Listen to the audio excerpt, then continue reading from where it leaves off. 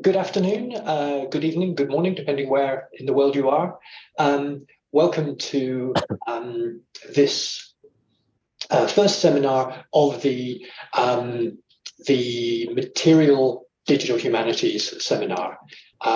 This seminar is co-hosted by the Digital Humanities Research Hub of the University of London and the STAR UBB Institute of Advanced Studies at the University Babeș-Bolyai of Cluj-Napoca in Romania, where the series, this is the first of 6 seminars. The full program you can find at the link that I've just posted in chat. The series focuses on the application of digital humanities methods, which often are very text-focused, or among other things are often very text-focused, but also not only to text, but also to the material objects or archives or landscapes or other aspects of materiality behind a lot of our historical and other resources that we use in digital humanities. So I think this is going to be a really exciting seminar to kick off that series. And my colleague from Cluj, Vlad Popovici, is going to introduce the speaker today. Thank you, Gabby. Hello, everybody. It's a privilege for me to say a few words before today's presentation and to introduce today's speaker, Előd Biszak. Mr. Biszak has a background in mathematics and he holds a MS in maths, but he is here today as CEO of Arcanum, a company based in Budapest, focusing on digital content, which is probably the largest private library in Central Europe and Southeastern Europe, but I believe we will find out about this from his presentation. I do not know how many of you are aware about Arcanum, how many of you are using Arcanum in your research. I am using Arcanum products for almost 20 years now, starting with DVDs containing a host of bibliography and other useful information, such as old maps, up to today's web interface, which has become not only unavoidable, but indispensable to my research activity. I cannot work, I'm saying this, I cannot do my work without Arcanum. 10 years ago, only a handful of people from my colleagues were using Arcanum. Today, almost all of my colleagues have made use of it in a way or the other, and the list of users also includes amateur historians, local historians, or just people whose hobby is to immerse in reading historical newspapers and books. As a fun fact, I have introduced my father to Arcanum 6 months ago. In the meantime, he has almost finished a book, a biography of a person born in our home village, and most of the information comes from the newspapers of 150 years ago from Arcanum. So without further ado, please, Mr. Biszak, could you tell us how did you manage to build this wonderful resource, which allows people to follow their interests and sometimes even their dreams from the comfort of their homes? Yes, thank you very much for this amazing introduction, for these very, very kind words. Yes, I'm Előd Biszak, CEO of Arcanum, and I would like to make a presentation on the technologies that build up our databases, or that serve as the background for our databases. So first of all, let me ask a question. So how many of you have heard about our company? If you could get back to me on chat or however you want, because I have no idea if any one of you have ever used our databases. So yes. Someone has a subscription. That's great. Yes, and how many of you have heard about our maps?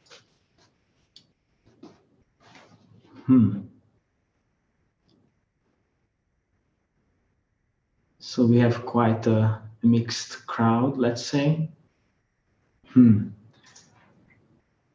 Okay, so yes, some of you have heard about the maps. Okay, I will talk about most of our databases. So first of all, let me share my screen, and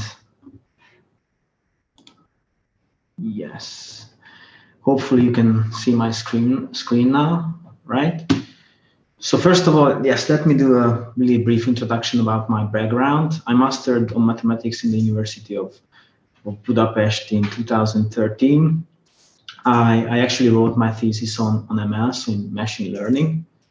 I spent a few months as an intern at the Hungarian company Adaptive Recognition, which creates license plate recognition software. So they were using machine learning and artificial intelligence, like neural networks, even back then.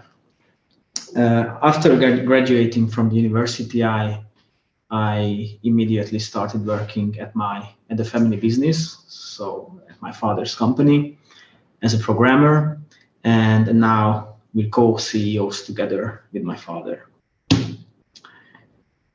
So the company was founded by my father, Sándor Biszak, in 1990, and in the first years, like CD-ROM, as Vlad already told us about this, the CD-ROM publication was the main focus. We actually published the first CD-ROM in Hungary, and in the first periods we published over 300 CD-ROMs on different important Hungarian publications. We started working with maps from 2005, and we found some amazing maps at the archives, in the archives of Austria. And after, as the technology improved, we started mass digitization, meaning we scan lots of books and newspapers, and we do automatic character recognition on them. We have a capacity of 1.5 million pages per month. And from 2018, we started to use like artificial intelligence and neural networks behind our services. Yeah, so how is Arcanum today? We have 30 employees. We have the capacity of 1.5 million pages per month. We have over 70 million pages online, around 100,000 visits per day, which is, in my opinion, is quite high, regarding that this is like this is based on cultural heritage. So it's not current content like news websites or things like that. We have over 10,000 paid subscribers, individuals. We have hundreds of institutions like universities subscribing to our database from all over the world. Even the University of London is a subscriber, the University of Cluj, Budapest, but also many universities in the US and almost all universities in Hungary, many universities from Romania.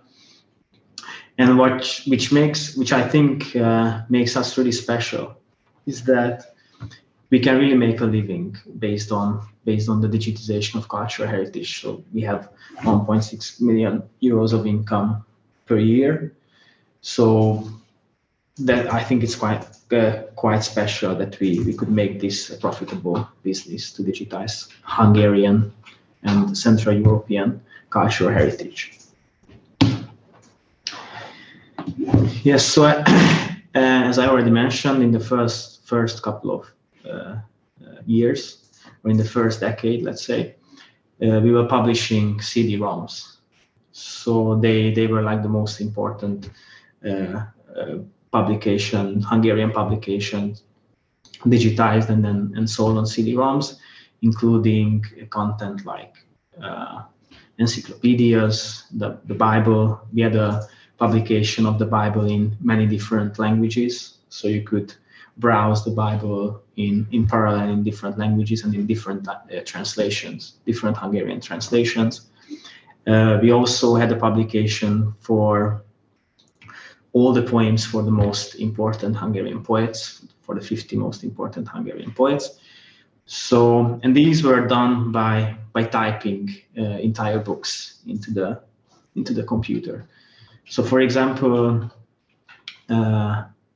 for the publication with the poems, like 10 people were typing all the poems to the computer for let's say a year or for more than a year, and then correcting, like reading the entire thing, correcting it, and doing this twice to be so that the text can be as good as possible. And this contains around, let's say, a few 100,000, let's say 500,000 pages of Hungarian content. And now they're all available on our website for free. And this is actually the reason why we have so many visits, because like many people are looking for poems and also for meaning of words. And actually this is the best resource for Hungarian for finding out the meaning of a word, let's say.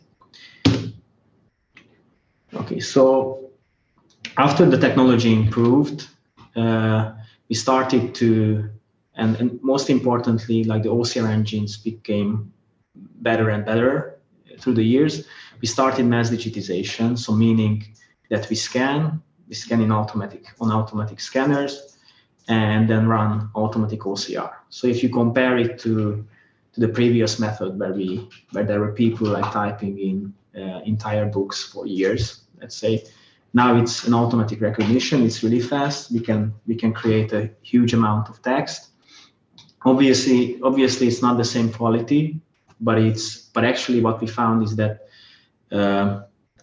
so the quantity makes a huge difference. And actually, you can see the scanned image. So actually, you have the image itself, so you can read it perfectly, and it's 100% accurate, let's say. And the text behind is used for searching. So obviously, there can be errors depending on the quality of the scanned image. But usually, with good prints, it's above let's say 99% the accuracy of the OCR. So it's very good for searching. We have many type of scanners, as you can see in this video. We have large format scanners for scanning newspapers and maps. We have automatic document scanners. When we can unbind the documents, this is the best way to scan it, like this example, for example, this scanner, for example. And this is a very effective way of scanning, and it's a very high quality. And if we don't have the possibility to unbind documents, then we use this, let's say, book scanner that uses cameras to capture the page contents. We also have negative scanners, so we can scan negatives as well. And we also have the technology, as you will see in this video later, when we can digitize like huge paintings as well. We use cameras for that. This is the National Museum of Hungary, and we did a digitization projects for paintings. And we use a camera and a panoramic head, and we make many photos, and we can create a very high resolution images of these paintings as well.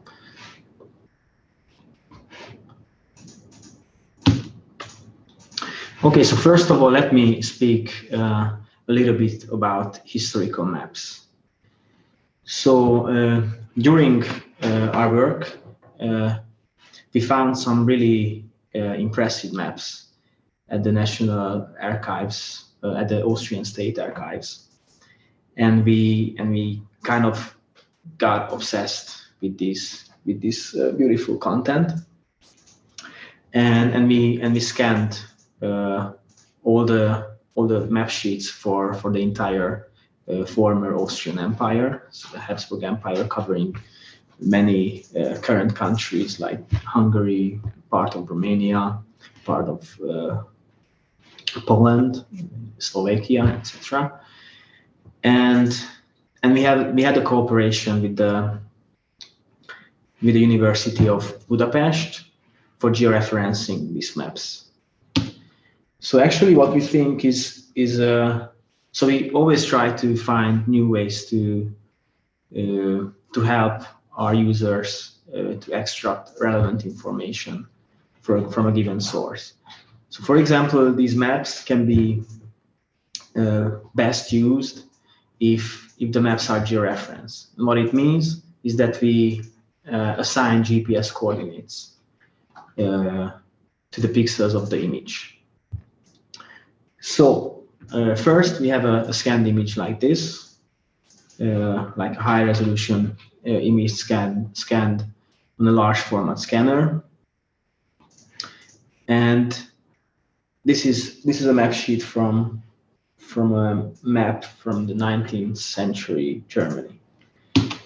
And actually this is a really important map because they used a modern method developed by the famous German mathematician Gauss, and Gauss played a huge role in making the map surveying more accurate.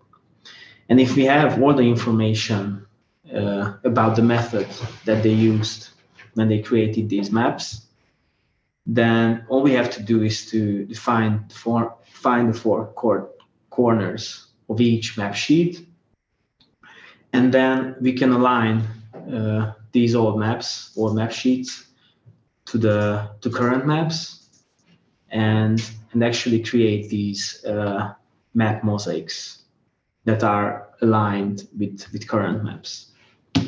So this is a part of a map from Germany from the 19th century. And actually, at the end of this process, we have a georeference map mosaic that is aligned with current maps. That means that we have a GPS coordinate assigned with every pixel on the images. And that makes a huge difference, actually. So when you have this georeference data, then you can add many types of data that are georeferenced as well, of course. In this example, we added elevation data for these old maps, and you can browse the old map of Italy in 3 dimensions. But you can assign, once you have the maps georeferenced, you can assign many types of data. You can assign images, or so any archival data that is associated with the GPS coordinate. Then you can visualize them in these old maps. And in many cases, it does make a big difference to see the exact location with the former map. Okay, so we have huge databases of printed documents, and I would like to show you how these databases are built and what are the technologies that we use behind these databases. Well, the first and most important technology is optical character recognition. So this is the method that extracts the text of images, let's say. So it tries to read the images and tries to create text. And we mostly use ABI Fine Reader. Maybe some of you have heard about it already. It's a very famous OCR engine. And we not only create this automatic recognition, but we do provide human supervision. So this is what one of our workers see. So they run the OCR, they get a result, something like that. The OCR software actually allows the users to correct some of the aspects of the OCR. And what we do is that we try to correct the columns, so that, because if it's one of the most problematic tasks of the OCR is to recognize the layout of a page, and it makes so it's very important for newspapers where there are a lot of columns, and if it doesn't recognizes that these for example, these two are two different columns, then there will be a lot of errors, and the text it will not be consistent, obviously, because so that makes a huge difference to try to have them correct the columns. So this is what our colleagues do. And also what makes a huge difference is the language. So they do check every page. And if they see that maybe it's not the language that we expected at the beginning, that they still have the possibility to change the language for given pages. So we don't correct the text itself. Obviously, it would be like a huge task. But these small improvements do make a big difference in the resulting output. So as I've already told you, once we have the OCR, once we have the text extracted from the images, then we can search the full text. And that's what makes a huge difference in digitizing the content. So that you can search for keywords, right? So you can search the entire content. So once you search, you can see a search list, but when you click on it, you will see the original document. So even though the text recognition is not 100% accurate, you will still see the 100% accurate image. So yeah, so this is the first and most important part of processing like printed documents. At Arcanum, in our databases, we use our search engine, which has been developed in the last 30 years. And I hope the ones of you that use our database can see that it's really fast. So it's actually, you can acquire the results from these tens of millions of pages. So it's usually less than a second or less than half a second. So it's extremely fast. And what we're also like very proud about is that like we provide highlighting, so you can go to that specific page and see the results like very easily. We find that in many like digital libraries, they lack this feature to navigate you to the exact page and then showing you with highlights. But this is a very basic and very important part of creating a digital library. So once we have the text extracted from the documents, we have again many possibilities. And one of the most important ones is natural language processing. So one of the main tasks of natural language processing is entity recognition. So here you can see an example.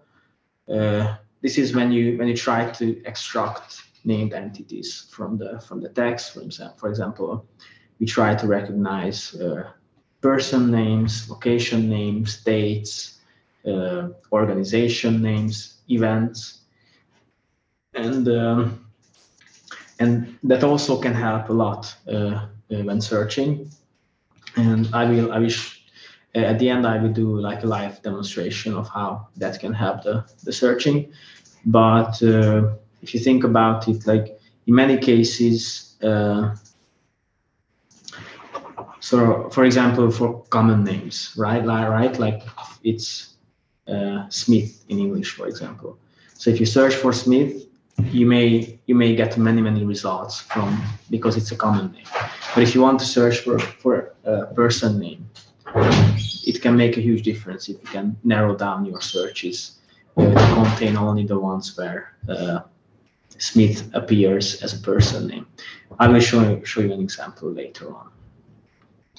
So this is named entity recognition, and actually for Hungarian, we created a Hungarian named entity recognizer based on BERT, a neural network model created at Google in 2018, and which really made an enormous difference in the area of natural language processing. So yes, and actually for Romanian, I think, I'm not sure, but maybe at the University of Cluj, I'm not sure, maybe somewhere else, but they did create a BERT model for Romanian name entity recognition, and actually it's free for use. So we just incorporate it to our service, this model. Another very important part is face search. So this is actually available on most cloud platforms like AWS, Amazon Web Services, also in Microsoft Cloud, Azure, and this is also turned out to be like a really important tool for searching the newspapers. So what you can do here is actually to upload a face, upload an image of a person, and then you will get results from the database. So newspaper pages that contain that same person. I will show you some examples later on as well.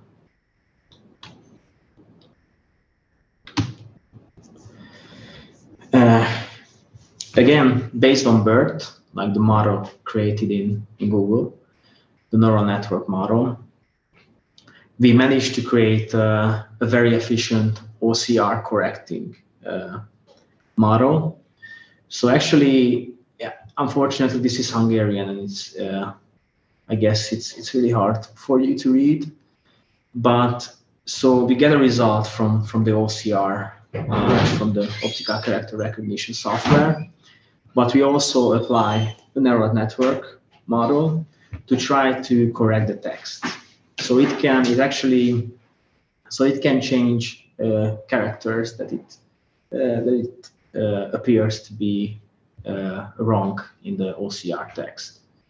And also, like in optical character recognition, it happens many times that, for example, as you can see in this example, so this text here is so it's the spaces are wider than in the other part of the text, and actually the OCR in many cases it fails, and it adds spaces between every character, and this way the entire thing is not searchable because all the words get messed up and you cannot search these. So, and it does a really good thing of creating words from these characters. And also, it also happens in OCR that the words are like, they got stitched together, and then it does a really good job to separating these words. So this also makes a huge difference in searching. And also, the technology based on neural networks is newspaper segmentation. So this is quite new in our company as well. We started doing that in 2021, I think, and we applied to our newspapers in last year. And what we're trying to do here is so we have a newspaper page, and we trying to separate the articles on the newspaper page,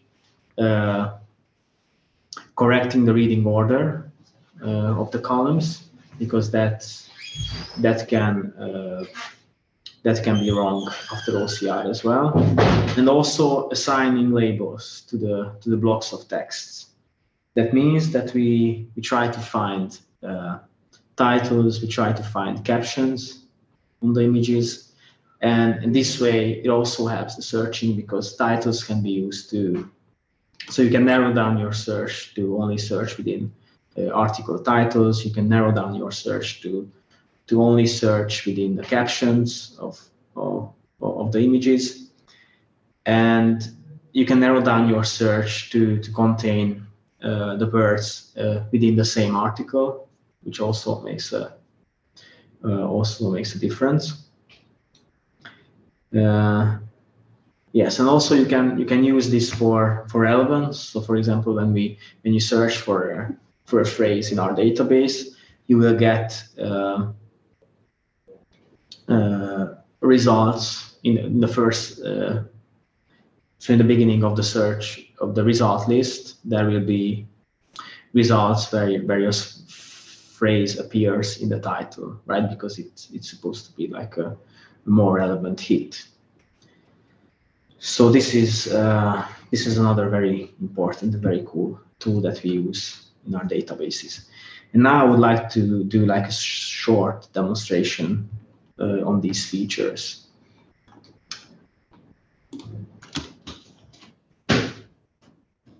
Yes, so this is Arcanum Digiteca. So this is our platform. This is our online library that I've been talking about.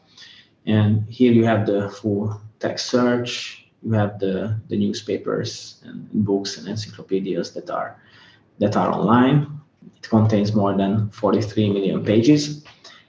And so just to demonstrate to you the functionality, I will just do a search. So as you can see, for Washington, there are almost 1 million hits. You have the possibility to narrow down your search for different newspaper titles, different topics, different years, periods, and then you can see the content itself by clicking on the link. And yes, so this is a basic interface. And what I would like to show you is that, for example, Washington is a good example because Washington can be a person's name. It can be like a location. I guess that events are also like, maybe there are some events that I call Washington and all that. And maybe when you search for Washington, you only want to search for maybe for the location or something like that. And so this can be of help. So when you go to advanced search, then you can select that you want to search for a person, and then searching for Washington. And again, it will be in Hungarian, but I can assure you that these are all like person names, like Washington George Washington, right? George Washington in a Romanian publication. So I can search for a person name, or I can search for location, Washington. So it is like Washington, Philadelphia, Washington, the US, city of Washington. So, and you can also search as an event. Let's see what it, and it says that this is a Washington's Day or Washington Wall, Washington's birthday. Also, like this is like a stamp exhibition in 2006. So with these technologies of natural language processing, we're allowed to do searches like this. And also, similarly, we can do searches like, so I only want to search within, let's say, within the caption. So that means like the caption of the images. And as you can see, you can get many results where Washington appears as a caption. And this is a very easy and good way to search for images, for example, in newspapers. Then you search within the caption. So with this search, we can find many images of Washington. Here, for example, this is next to the Washington statue, so that's why it's Washington appears in the caption.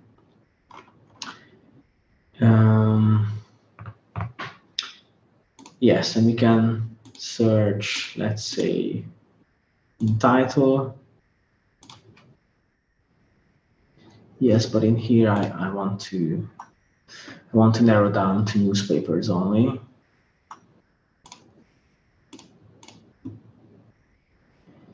And I think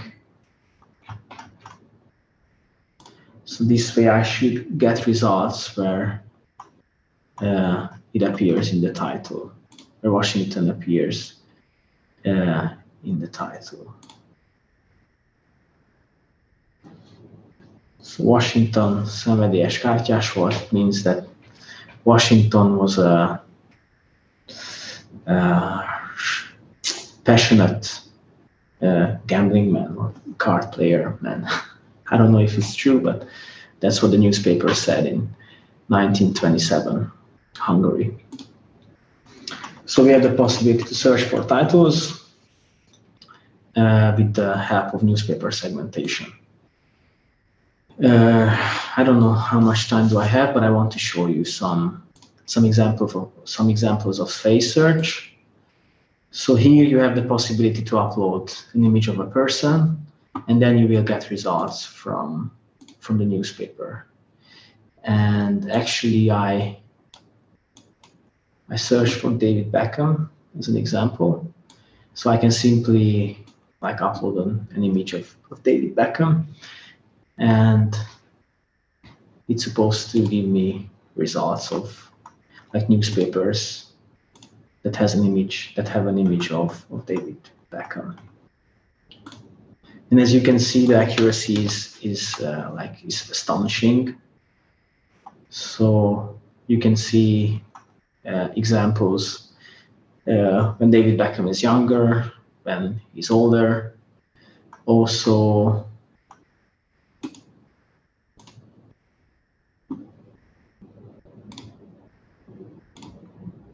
this is an example when his face is distorted, but it still finds that this is the face of David Beckham, right? Different haircuts.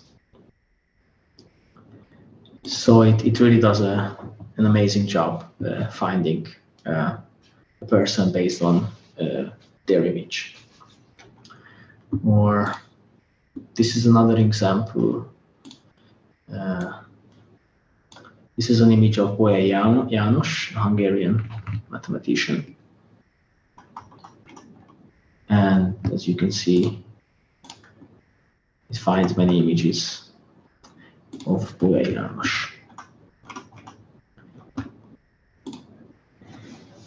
So this is face search. And what else I wanted to show you? Yes, I wanted to just give you an example of how our map service looks like. So this is these are maps from the 19th century, and we have acquired many maps from different parts of Europe. We have the maps of the former Austrian Empire, the Habsburg Empire, from the 19th century. We have maps from Prussia, Germany from the 19th century. We also have maps from England, from Scotland. We also have maps from Russia. We have maps from Belgium, from the Royal Library of Belgium. We have also maps from Norway, from the Norwegian Mapping Authority, from Finland, from the Finnish National Archives. And as you can see, you can browse these maps. So this is actually one sheet of a map. Maybe you can see on your screen as well.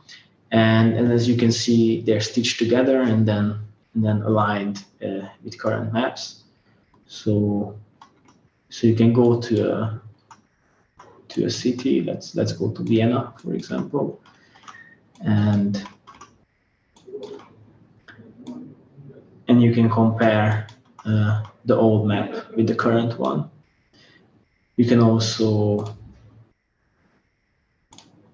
browse them in synchronized view to observe the changes of a given place. And you also have the possibility to browse in 3 dimensions, as I've showed you before. So this is a map of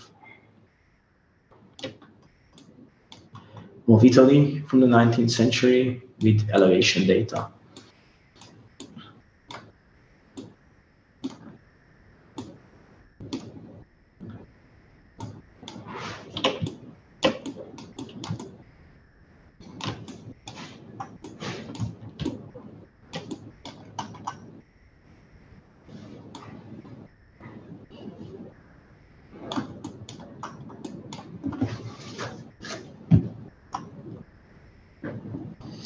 Yeah, so basically these are the things I wanted to show you in the presentation part, and I'm happy to ask all of your questions, or try to ask all of your questions.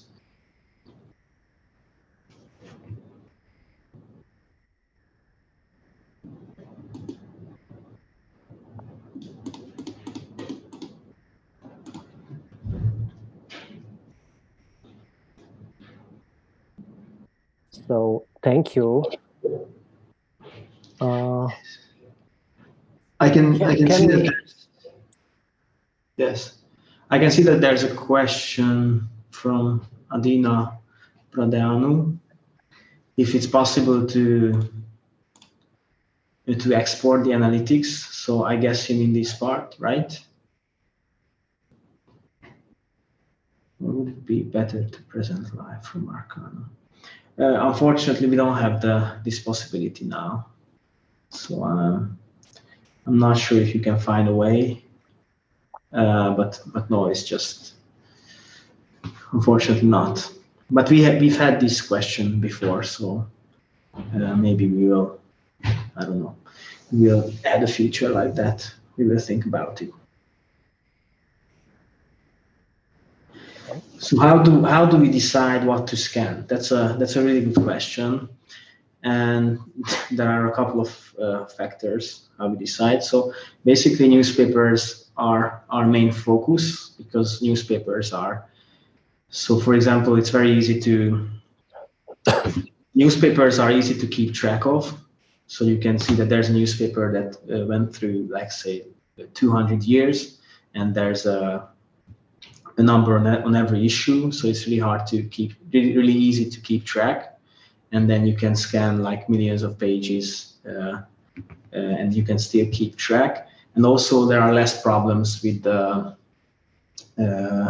copyright with newspapers. So usually what we do is to have an agreement with the publisher of a given newspaper, and we don't have like an agreement from all, let's say, tens of thousands of journalists that wrote to this specific newspaper.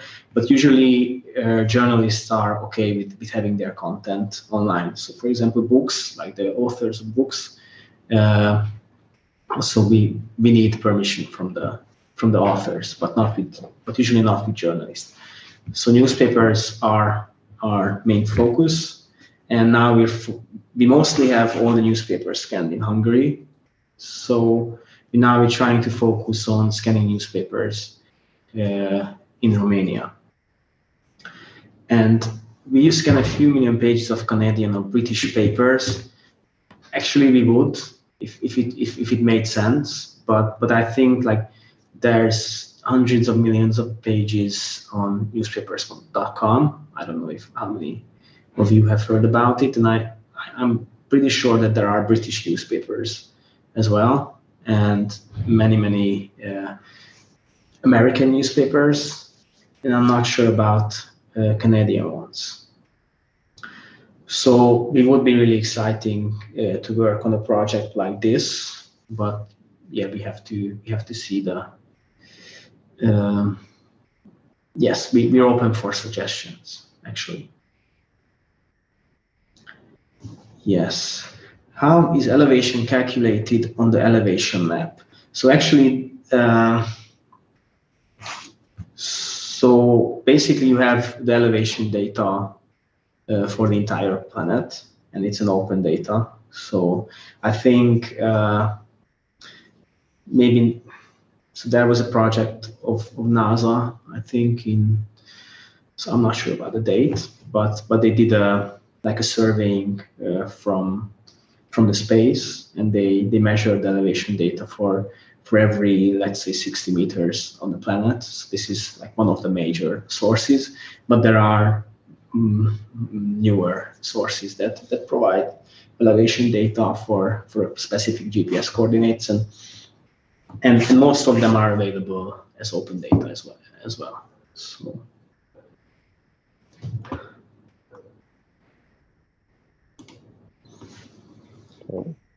Yes. So, while waiting for further questions, I would like to ask a rather business-related question. Yes. What was the biggest challenge you had in, let's say, the 2000s, so 15 to 20 years ago, and what is the biggest challenge that Arcanum faces today? Yes. Well, so 20 years ago we had these CD-ROMs, right? And we also had many let's say contractual work. I don't know if it makes sense in English, but when we actually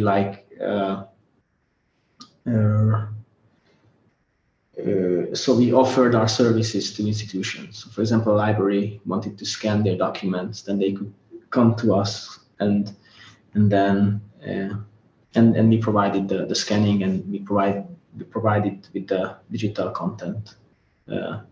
Provided them with the digital content. So actually we weren't. So it wasn't like a subscription-based approach, let's say. And now with the subscription-based approach, in a sense it's a lot easier, because once you have a lot of subscribers, you will have probably the subscribers next year as well. But still, the biggest challenge is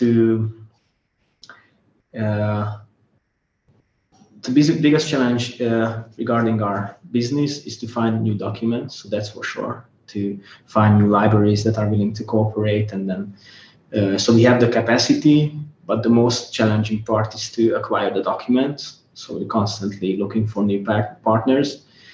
We're about to sign an agreement with the University of Cluj as well for the publications of the university, and also like to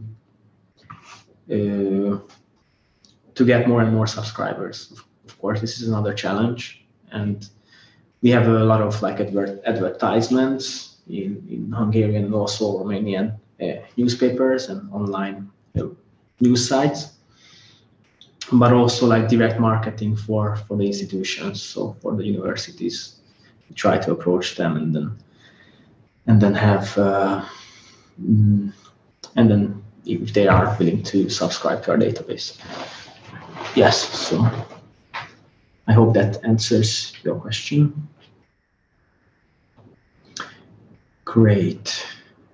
It did in full. Sorry, I was muted. Yes. Thank you. Have you worked with specific archives as well? So we have been working for many years with Hungarian archives, like the city archives of Budapest. We also had many projects with the National Archives of Hungary. Also with the Austrian state archives.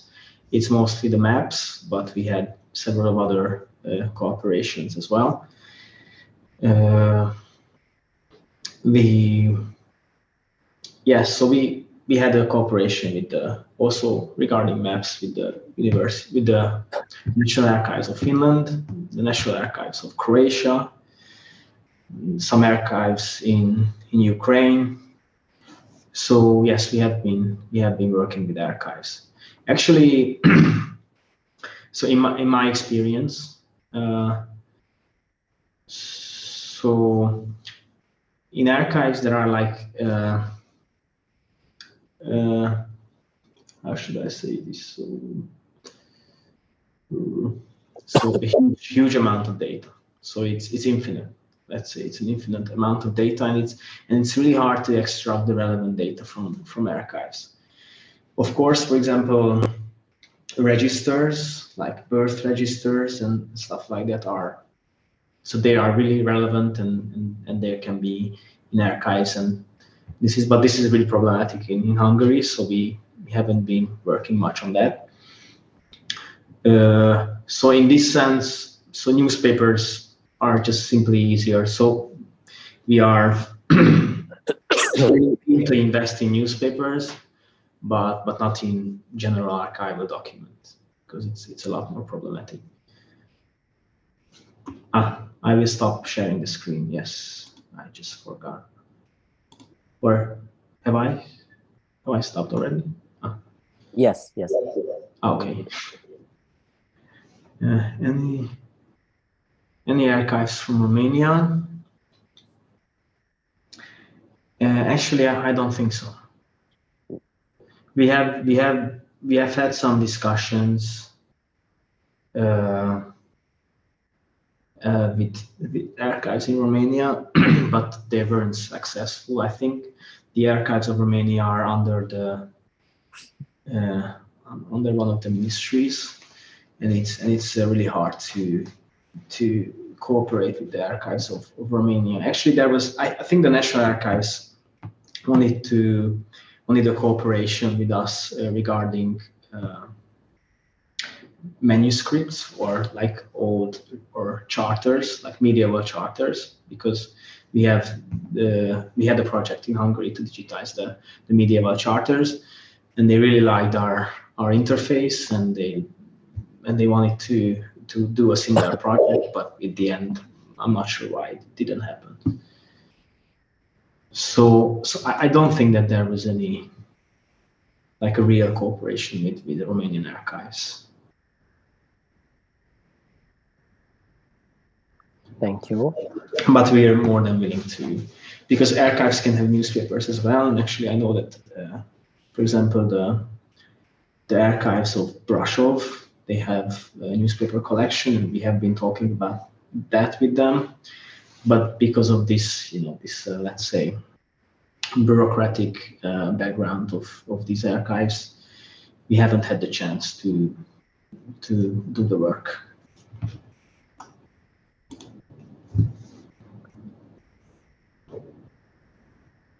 Thank you for this, Előd. I really enjoyed, especially the map presentation you showed. That was really impressive, really rich. Just the density of those maps. I mean, just scrolling in and seeing just how tiny the individual maps are on there is really. I mean, I love the 3D version of that. It's clearly the data is all there as you explained. It's something I've never seen that done before. Taking the GIS3 elevation data and just making those historical maps 3D like that was really beautiful. So someone already asked the question about that I was going to ask. So I wanted to ask about a more basic question about the maps. Then that you showed how you did some geo-rectification and then alignment on the maps. Right. And I wondered what interaction was there between automatic processes with that, and how much human intervention was needed for things like the rubber sheeting and so forth. Yes, well, this specific method that we used, but the human interaction is that they needed to mark the four corners of the maps. So actually, we knew all the details behind the technology that they use for creating the maps. We knew all the parameters and everything, and we knew all the coordinates of the of the corners of every map sheet. So they only had to like mark the corners of the maps and to select which map sheet it is on the grid, because I showed you this, like that there was a grid already on the map, and they had to like select the 4 coordinates, select the grid, and everything else was done automatically, because the cropping is also done based on this grid system. And when once they're there, it's just they're stitched together and they're also aligned. So, but this is actually like, let's say, a lucky way of doing it, because if you don't have all the knowledge behind like the method and the parameters that they use for creating the map, then usually what they do is to try to find relevant spots on the map so that are still there in current maps, and then they try to align the maps based on these control points, they call them. And this can be also like effective, but this can be also accurate, but it's a lot more effective if you have all the knowledge and yes, the geographic background of a given map. Yes. Yeah, no, I was just wondering if you'd used any of the AI that you've used in other parts of the project that you described to find those points. But I guess if you don't have to find individual points because you're just geo-resolving the corners, you probably haven't needed to use AI for that. Sorry, for the geo-rectification. If you're using the maps themselves, then you haven't been having to find individual points within the map, which was what I was wondering. Because yes. that's something that it would be interesting to try and apply AI to. You find Berlin on the map, and then you know where Berlin is in the as a GPS coordinates, and have AI make a first pass at that. But you haven't had to do much of that sort of rectification, as I understand it. Yes, that is correct. We haven't tried to apply AI for that, and maybe it would make sense. It would be like an interesting approach. It would be impressive if you did, because that's a big problem, isn't it? A big challenge. Yeah. Actually, so for example, from aerial photos, I know that there are methods to automatically really like align and creating the 3D as well. So it's very, very well advanced, as I know, for aerial photos. But with handwritten maps, that they're not the same. They just like they're drawings. It's a lot more complicated. But as we see how AI is advancing, I wouldn't say that it's not solvable. But yeah, I haven't seen something like that though. If I may, I have two more small questions. I'll ask them both at the same time because they're related. Oh, and they're still on maps. Okay. And the first part of the question is: Have you attempted to do any OCR on the text on the maps themselves, the place names and map legends and things like that? And the second question is: Do you only have one map per grid square, or do you sometimes have different maps of different periods that you can stack? Yes. Well, so for the first one, if we tried OCR for the maps, it would make sense, really. So I know that so many things could be recognized, like also like numbers, which are really easy to recognize and very relevant on maps. So it would make a lot of sense, but we haven't done it. And regarding your second question, we have some areas where we have like multiple periods, and that can be. I'm going to show it to you now if it's okay. And it's mostly the Habsburg Empire, because we know that regarding the Habsburg Empire, there were 3 big military surveys that were carried out in the 18th and 19th century. And we have them all on the website. So So for example, if we go back to, let's go to Budapest this time, and actually when you click more maps, then you can see so Europe in the 18th century. This is another map layer, and this is related to the first military survey that was carried out in the Habsburg Empire, which was in the 18th century. And we have another layer, which is the third military survey, which is a little. It's in the end of the 19th century, and we have the beginning or the middle of the 19th century, the second military survey. And you can also like view them in a synchronized view. So I can select the third military survey and then browse them together. But I could also use the old one, and I could also like compare those. And a very important resource that I haven't talked about is the cadastral maps, which were used for land registers, let's say, throughout the entire empire. So this is still the Habsburg Empire, and these are extremely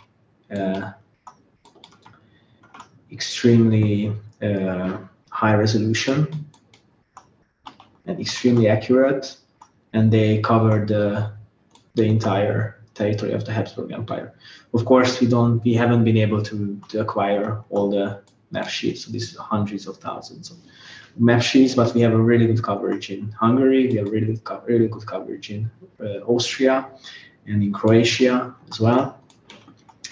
So yes, so in these maps you can actually see like every house in detail, like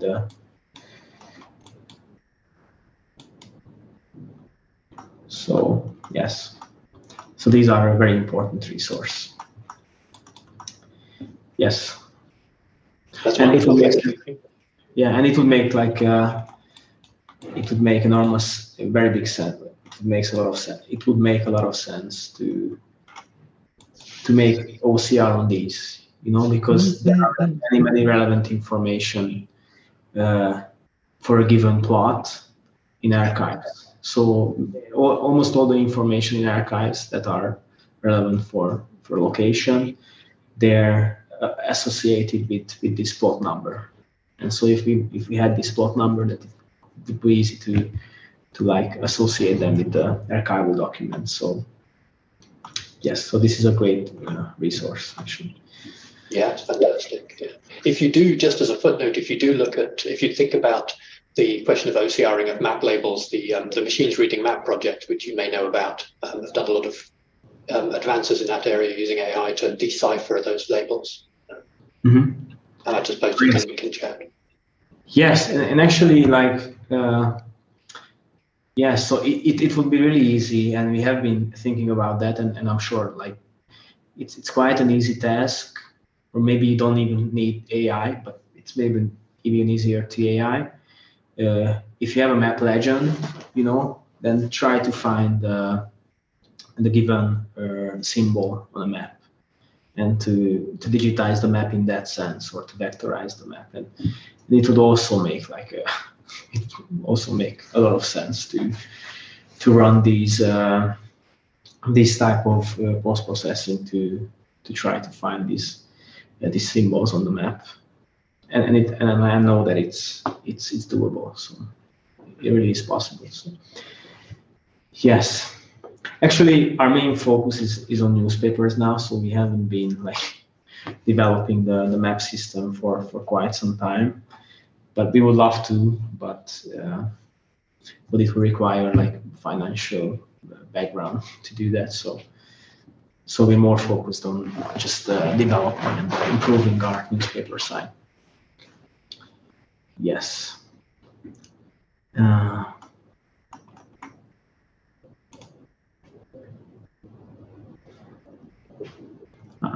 So this is actually a link.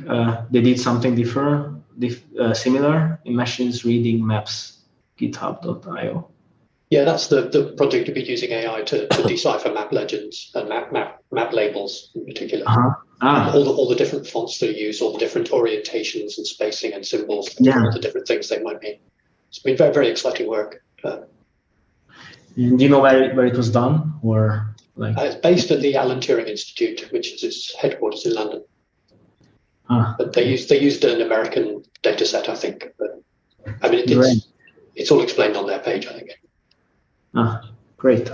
I will take a look for sure.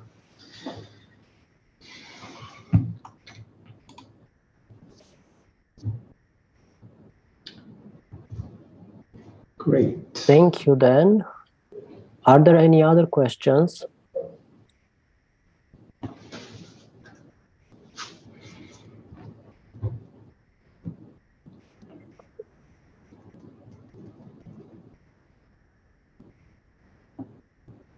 Well, if there aren't any other questions, then I would like to thank you, Mr. Biszak, for the presentation. It was a wonderful presentation. I'm usually presenting Arcanum to my students each year at the digital history class, but this was enlightening for me. There were features of the platform that I haven't been using, and I will definitely promote them further. Some of them I will use. I didn't knew about the 3D maps. So I think that each of us has learned something today. Each of us can go home with something new. We have some more chat inputs. Okay, but still no questions. So if there aren't any other questions, I would like to thank everybody for being here today with us. I would say this evening with us, but maybe it's not evening for everybody. And I would like to ask Gabby to say the closing words for this meeting. Sure, thank you, Vlad, and thank you very much, Előd. This was really, really cool presentation. Really nice to see the breadth of work involved in that, and especially, I mean, I was especially interested in the image recognition, the map alignment, and all that sort of thing. But there's all sorts of different things you're doing there, and it's clearly used by a lot of people, and you know, lots and lots still going on. So yes, thank you very much. Thanks to everyone in the audience. We have seminars roughly every 2 weeks for the next 2 or 3 months, with a couple of small gaps. And the program, again, I posted to the chat at the beginning of the meeting. So yeah, thank you all very much. I think we should all give Előd a round of applause. It's very cool. Thank you so much. It's really been a pleasure.